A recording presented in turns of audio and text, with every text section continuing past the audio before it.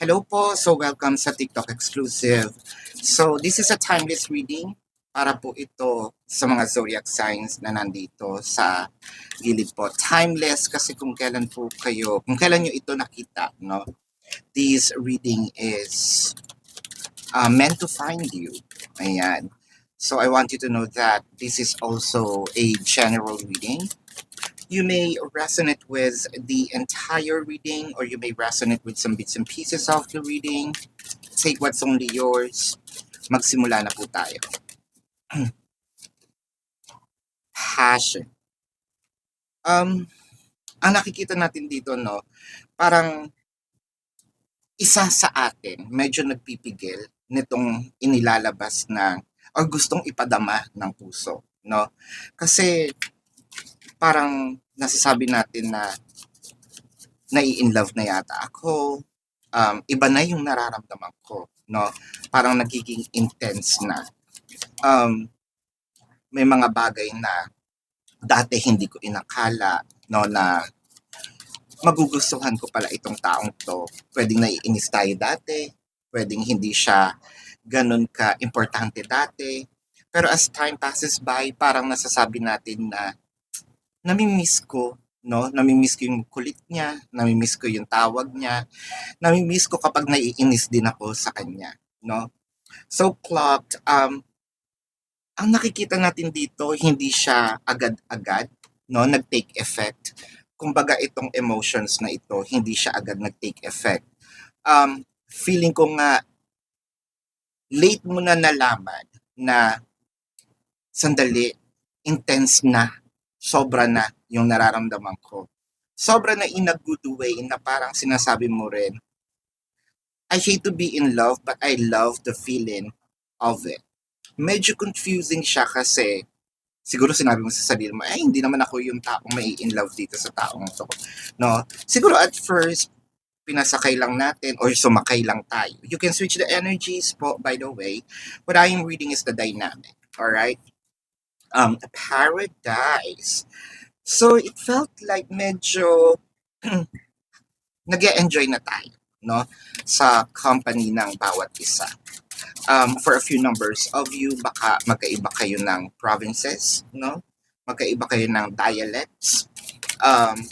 Pwede rin namang magkaiba talaga yung language, so which means parang a fam, no? Ang inyong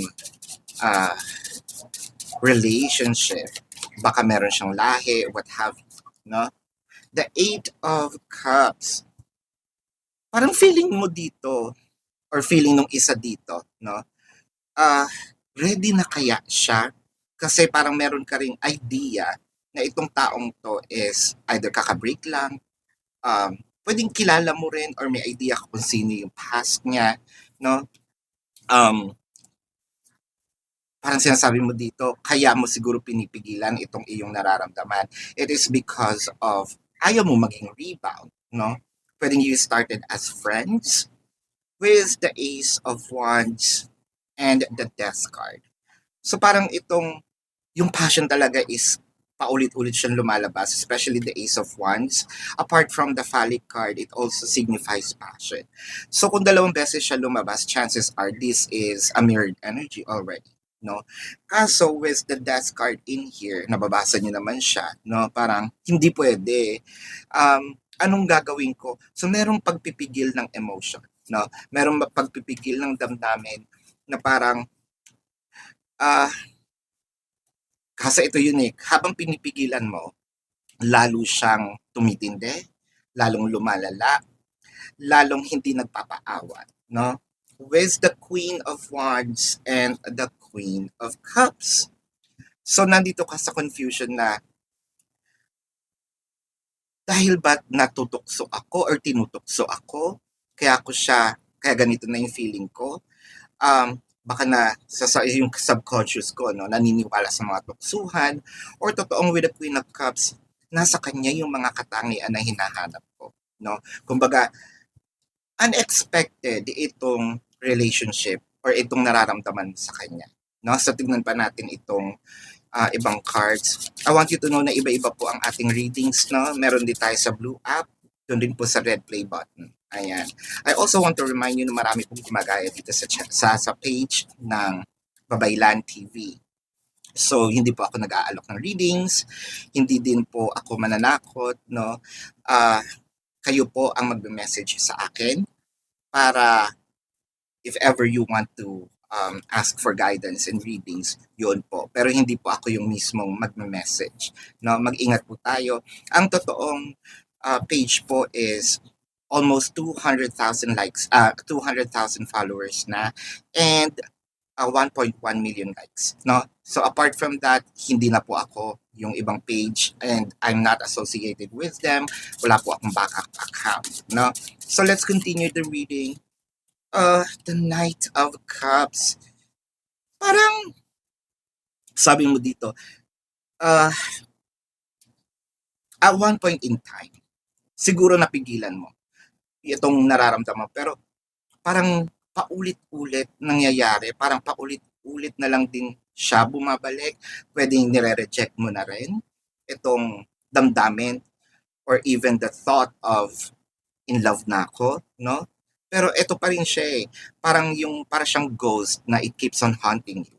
Ayan, with the Knight of Pentacles and the Eight of Swords. Nako, ito nga yung sinasabi na the more you hate, the more you love. Parang ganito ang nagiging eksena. Kasi na-stuck up ka na sa isang situation na parang feeling mo hindi ka pwedeng lumabas with the Eight of Swords, no? And I am seeing here na parang nandito ka sa part na am I being obsessed? No? Or is the person being obsessed with me? Kasi parang hindi na kami mapaghiwalay. Maganda naman yung format. Meron lang kasing denial, no?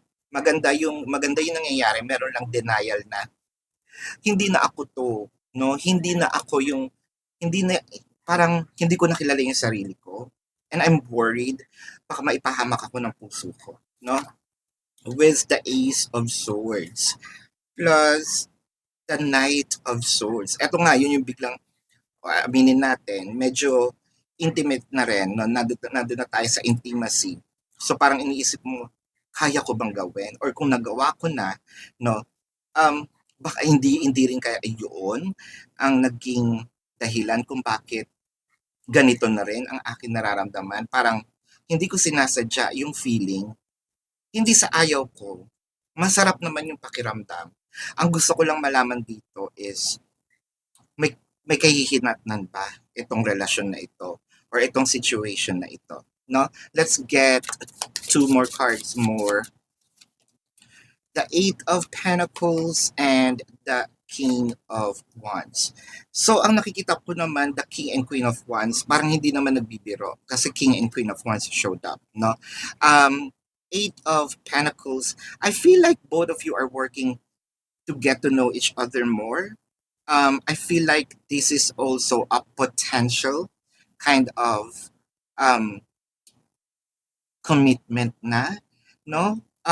Maganda naman, siguro ang pinaka takeaways natin dito is katulad nga nito, huwag pigilan ang nararamdaman. Kasi ang sabi dito, allow your heart and soul to sing with joy, no? In fact, meron talagang mga ganyang relationship, no? Hindi mo inaakala, ni sa hinaga, no? Na pwedeng mangyari. Pero here you are, pwede natin sabing crazy in love, no? Give this relationship a chance kasi maganda naman, no? Ang future nitong relationship na ito. So this is your reading. Again, I hope to see you dun sa Blue app. May ibang readings din po dun. And doon po sa ating red play button. So love and light. Namaste. See you po sa susunod na readings. Goodbye.